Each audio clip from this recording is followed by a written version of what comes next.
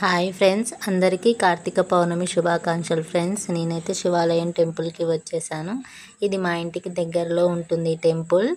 ఇక్కడ ఈరోజు జ్వాల తోరణం కూడా స్టార్ట్ అవుతుంది. అలాగే భక్తులందరూ చాలామంది వచ్చారు. కాలు పెట్టే సందు లేదు ఫ్రెండ్స్. ఎంతమంది వచ్చారో చూడండి. మా నకరేకల్లో శివాలయం టెంపుల్, శివుడు టెంపుల్ ఇదే చూడండి. మీకు కూడా చూపిస్తాను. అందరూ ఉసిరి దీపాలు, పిండితో దీపాలు, ప్రమిదలతో దీపాలు, అందరూ 365 ఒత్తులు వెలిగిస్తున్నారు.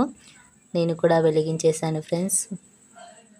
చాలా సంతోషంగా శివయ్యని తలుచుకొని మనసులో కోరికను కోరుకొని దీపాలు పెట్టడం జరిగింది. జ్వాలా తోరణం స్టార్ట్ అవుతుంది. ఇక్కడ 7:30 కల్లా జ్వాలా తోరణం స్టార్ట్ చేశారు. చూడండి ఫ్రెండ్స్, జ్వాలా తోరణం స్టార్ట్ కాగానే స్వాములందరూ ఆ మంటల కింద నుంచి వెళ్ళారు. స్వాములందరూ అయిపోగానే సివిల్స్ అందరూ, భక్తులందరూ ప్రతి ఒక్కరూ దాని కింద నుంచి వెళ్ళారు. ఆ విభూది కనుక రోజు మనం బొట్టు పెట్టుకుంటే చాలా మంచి జరుగుతుంది అని నమ్ముతారు ప్రతి ఒక్కరూ. జ్వాలా తోరణం అయిపోగానే కార్తీక దీపం వదులుదామని నేను కోనేరు దగ్గరికి వెళ్ళాను ఫ్రెండ్స్.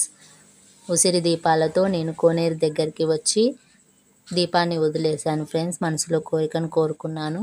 ఈ కార్తీక పౌర్ణమి నాకు ఇలా జరిగింది ఫ్రెండ్స్.